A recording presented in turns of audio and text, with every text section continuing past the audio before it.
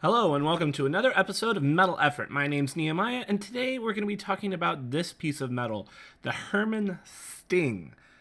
This is a knife I own.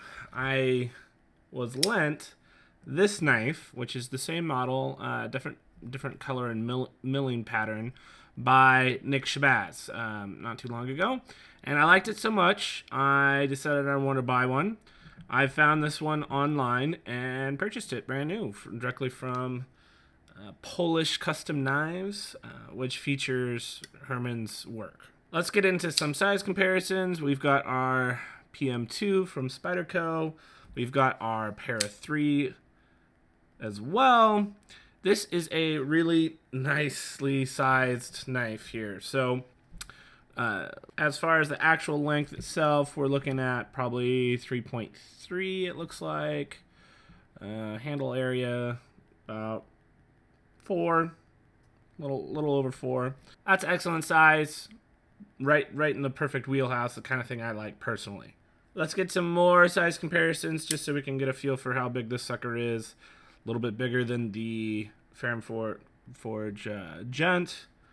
A little bit bigger than the Civivi McKenna. Just one quick word. I did spend more time with the one I have on loan than I did with the new one. But really, they're basically the exact same knife with just one exception, which I will point out to when I get to it. Just wanted you to know kind of where I'm coming from. One other thing, you'll notice that the pivots are a different proprietary type. So your mileage may vary depending on which one you get. Let's do a quick weigh-in here. So 3.3 inch blade, we'll call it. And weight-wise, we're looking at just a hair over 4 ounces. So it's not the thinnest, lightest knife ever, but it could have been much worse, as we'll see here in a bit. With the objective stuff out of the way, let's jump into the dent, the decent, the excellent, the nitpicks, and the terrible of this piece of metal. Now, first thing I want to mention, and the decent, is the extensive milling that's going on inside the knife. There's also a really classy little, let's see if I can get a good shot of this. There you go. Sting 2019. So even that's pretty visible. And on the liner lock side, there's still, you can kind of see back there some good pocketing going on. So even though this is not the most lightweight knife, I think it definitely could have been much worse. If this was just solid titanium, I'd probably be more in the 5 ounce range, which might be a little bit unacceptable for such a shorter blade. But ultimately, I think this is a positive thing. Anything over 5 for slightly bigger knives is still not that big of a deal. But for this, I think it's perfectly fine. Next thing I like is the blade shape and the steel type. So kind of a more aggressive type drop point than you would see on like a Shirogorov. It's very similar to the shape, but a little bit more pointy, but overall in the same wheelhouse. The maker is Polish, and so it definitely feels like this is a European blade type. Blade steel is M390 on this. Very tastefully done as far as what's marked on the blade. This, I usually would prefer this hidden a little bit more, but it's so subtle. It's not that big of a deal. I'd rather have this than no marking of the steel at all. So ultimately, that's fine. It's just M390 and Herman.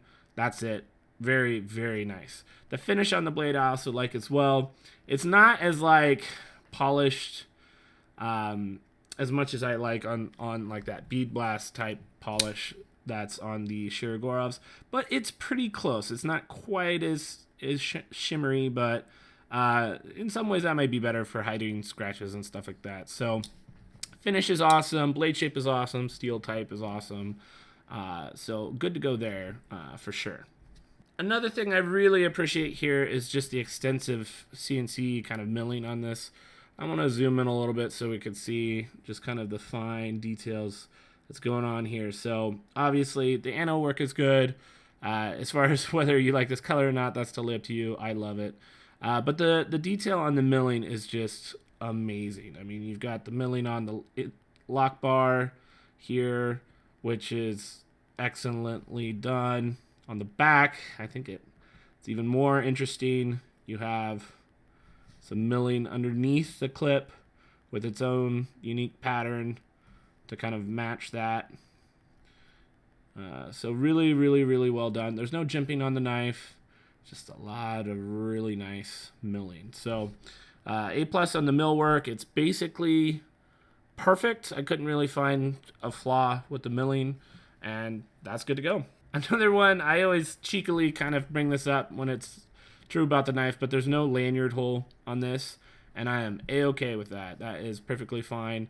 I don't know. Just the elegance of this knife just doesn't really mesh well with a lanyard hole, in my opinion. But I just want it off the knife. I think this has such beautiful lines that I think it might have, conflicted with the design of the knife a little bit. So I'm happy to see that they didn't put one on. Last decent thing I want to talk about is the price, and this could be a little bit debatable, but price always is. This is $150-ish, I'll say.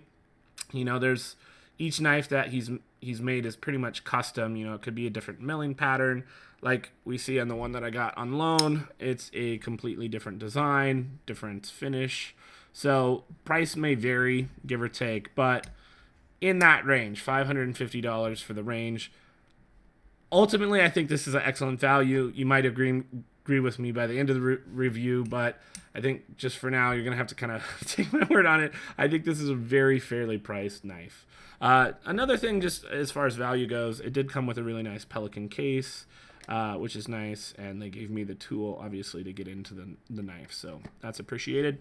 Now let's move into the excellent, and this was where we get to kind of hype it up a little bit. So we're going to start off with the OCD, the open, the close, and the disengage. This is kind of our zoom-in feature on how the action of the knife stacks up. First, we'll go with the open. So you have a very practical flipper tab here. So it's not a hidden flipper tab. It's not necessarily something that is innovative or out of the box, but it's excellently shaped and gets the job done. There's a little bit of a hook on it. It's very comfortable. Light switch works amazingly.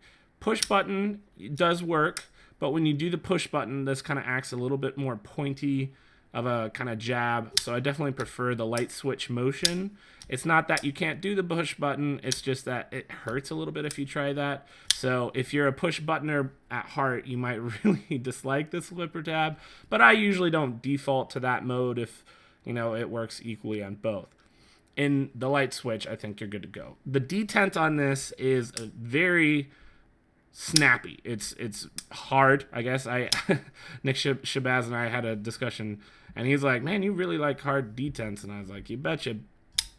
And it's even, it's pretty much the exact same detent as this one, which is to say, probably, if 100% is way too much, even I don't like it.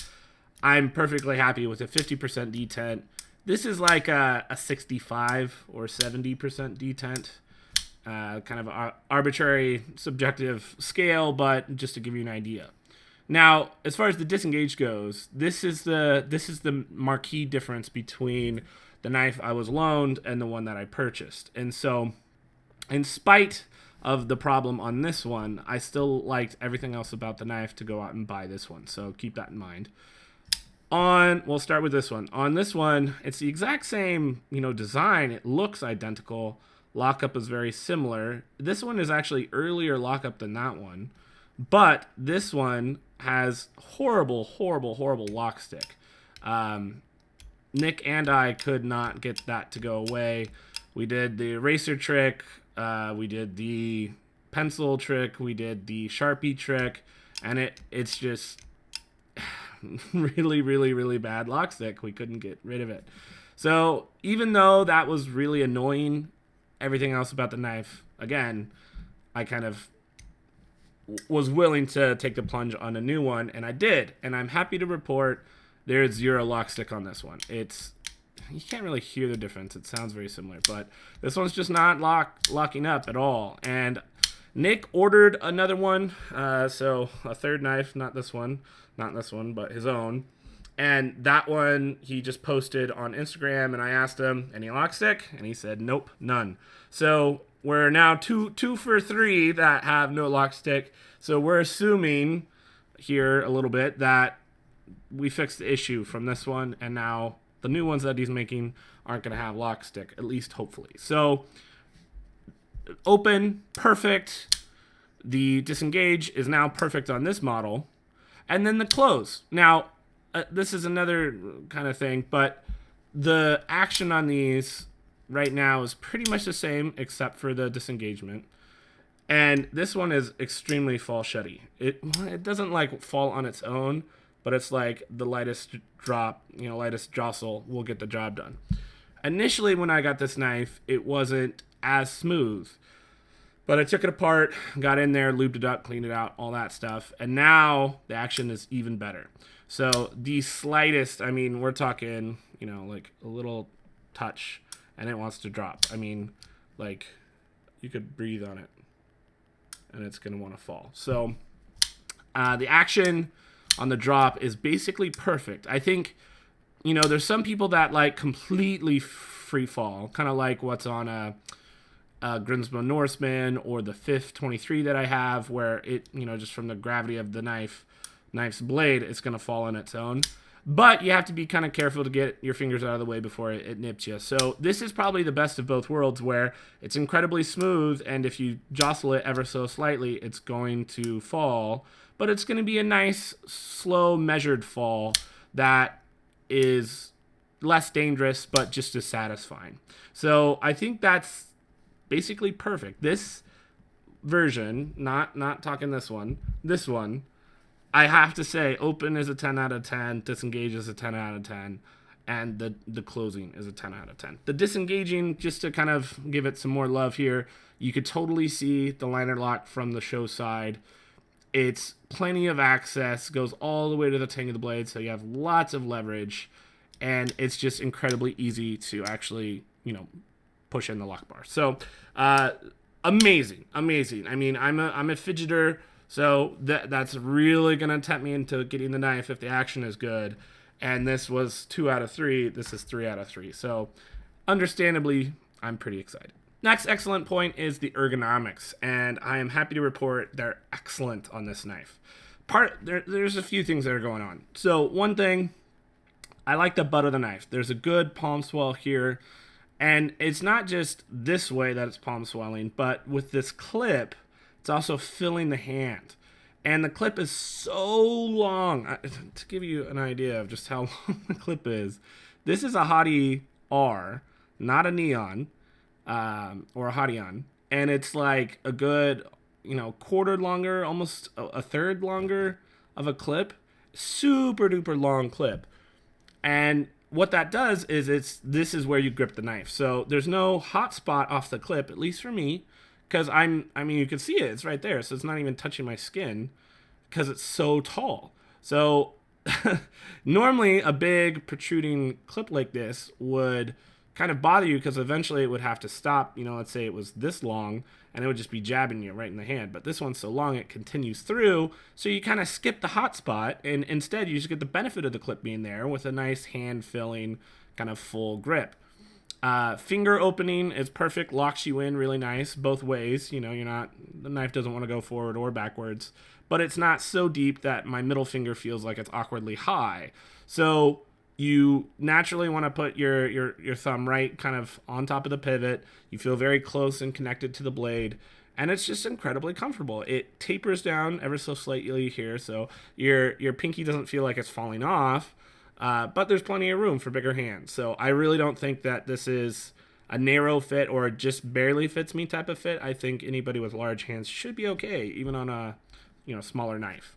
Next point is that clip. This clip, you'll notice underneath, we mentioned the milling underneath, but it really gives you some easy access into your pants. It just gets in there. You have, lots of clearance without having the clip just be super duper high, because if they wanted that same thickness of space without milling into the scale, it would have been too large. You know, it would have been almost doubling the knife thickness. So this is an excellent design choice, in my opinion. Getting into the pocket clip is nice, again, with that kind of shadowed milling right under the clip. It's not deep carry, but I think it's deep enough, and the knife just tapers off. It gives you a perfect amount to just kind of pull out. It's awesome. I really, really, really, really like the placement of the clip is to the far left, which is where I prefer it. It keeps the knife tucked into your pocket more, so it's easier to get your hands in and out.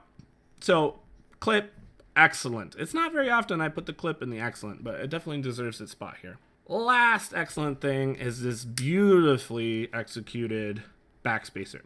So, I'm gonna have to get the services of our flashlight again. It's a floating Backspacer, and it was perfectly machined. Now, you've got the little swedge up on top to kind of give it that, angular look. It's not sharp, it's not like it's going to get you or anything like that. But it's just beautiful. It is really, really, really well done. Comes all the way around, wraps around, and looks great. Floating Backspacers, I don't know why it is that I like them so much, but it's just that little bit of effort to make the classiness of the knife just go to that next notch, and I really appreciate it executed as well as it is here.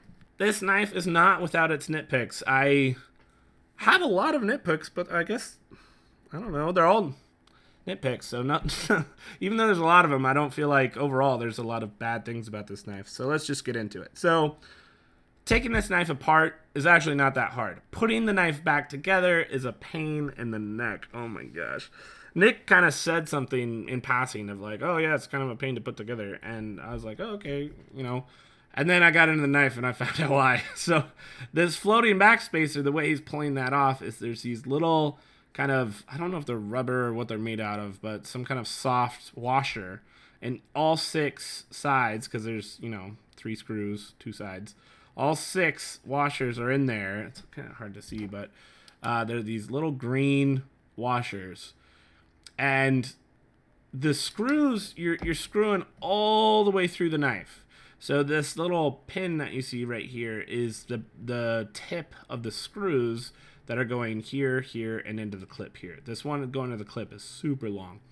So getting those washers to stay in place while you're trying to pin together the entire knife is a pain in the butt. I got it. I achieved the mission, but that was probably one of the more difficult, kind of frustrating assemblies that I've had to do.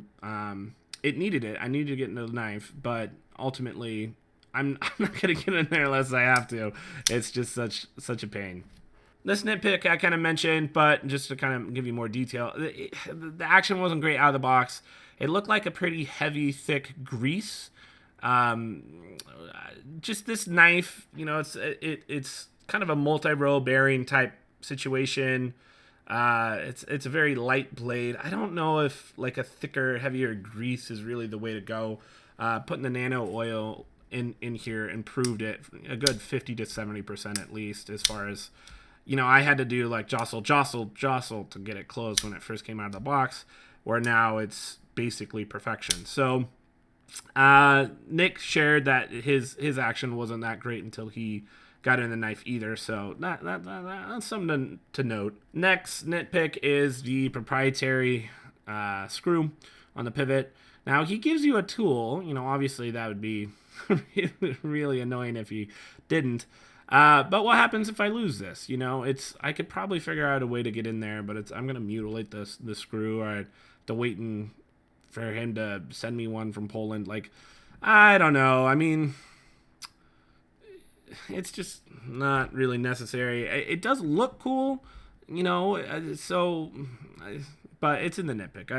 I think I'd still rather just have normal Torx, as cool as this looks, just to give me a little bit of redundancy as far as being able to get into the knife. Another nitpick, when I got the knife, this clip was not touching the scale. It was just positioned such, it was screwed in right. It just needed to be bent into place. So when I took the whole knife apart, I made sure I just bend the clip down so it'd be a little bit tighter, and now it's good to go. So it's not an issue. It was fixable, but that seems like a silly mistake to kind of leave on your knife when it's going out the door. Next nitpick, the blade was not all that sharp out of the box either. I forgot to mention that, but I'll mention it now. I did put on a mirror edge. It did not come this way. It was not close to mirrored, much less even sharp. And all three knives that Nick and I are kind of in contact with, this one and the one he just got, all came out of the box pretty dull. So you need to be ready to sharpen it or send it out to a sharpener if you pick one of these up. Next nitpick, the distal taper on this knife is pretty aggressive. And what I mean by that is, its starting thickness is a very quick, aggressive kind of taper until you get a very dainty tip. Now, I'm not too worried. I'm kind of a beta male in this way. I'm not trying to pry open, beer bottles or anything like that with my knife. And I'm just not expecting to do anything like really hard use on this blade. So it's not necessarily bothering me, but if you like big burly tips, this is probably not the way to go. The Shirogorovs tend to keep their distal taper pretty even, and they don't even get thinner until starting about here, where this is basically starting right away. It starts to gradually get thinner and thinner. So this one does cut a little bit better at the tip compared to others, just because it's so thin behind the edge there, but still, you don't want to be torquing on it at all.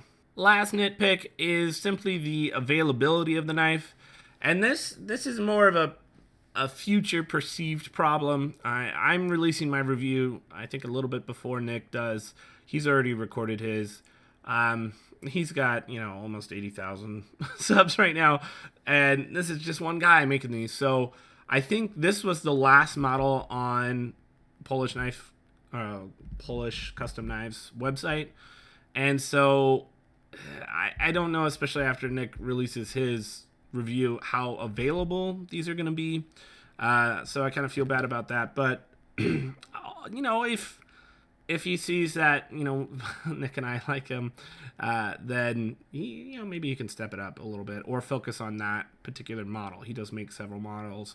I think the Sting is probably the best offering so far from what I've seen, but it's the only one I've handled. So keep that in mind. For the terrible section, I don't have anything terrible. Very, very nitpicky stuff we just went over. Nothing really all that bad. So with that out of the way, let's talk about the conclusion. The conclusion is, I think this is one of my new favorite knives. Just the action, the size, the shape, the design. Basically, in my mind, the way I kind of process this knife is, it's like if you took a Shirogorov Neon and had a baby with a Holt Spectre. That this half looks very Holt Spectre-ish, which is some more contouring. This half looks very much like, a Shirogorov knife of some kind. And just the action is very, very reminiscent of the Holtz. Once you get the detent tuned where you want, which is for me almost as hard as it goes, but not quite. It feels basically the same as this. And so that's saying a lot. The biggest knock I would say on the Spectre is just it only comes in the one size. If you can get a 3.3 inch Spectre, that would be incredible. And this is basically that. Like, the difference between what I mentioned in my mind and this is basically the exact same thing. There is no difference. So that's very exciting. There's some really detailed work going on here. I like the uniqueness of the clip, the backspacer, the execution of it, and then to top it off with this such a practical blade shape and amazing action. I mean, I just don't foresee myself ever wanting to get rid of this knife. Like, right now, just the value and the performance, the whole package. This is in my front runner of, like, I've never really said permanent collection before, but barring tough times or something, I know that I never want to sell this knife. This is just so perfect as far as an excellent EDC capable fidgety knife I don't know how much of this I would change, as far as like a lot of the nitpicks I had were just finish type things that, I can get in and clean it. I can sharpen it. The pivot being proprietary is probably the most egregious thing, and it's not that bad. I don't plan on losing the little thing. So after all said and done, this is a winner, guys. I'm really, really, really excited about this. I'm trying to temper myself a little bit just to get too hyperbolic about it. But if you get on his books, or I don't know if he has books, but if you can get one of these, and it doesn't have the lock stick, which we only have one example really, and this is a new knife model for 2019, so I don't know how many of them are even floating out there. It's going to be awesome for you. You're going to love it. It's great. So yeah, it definitely gets my seal of approval. I hope this was helpful to you. I'll catch you in my next video. Bye!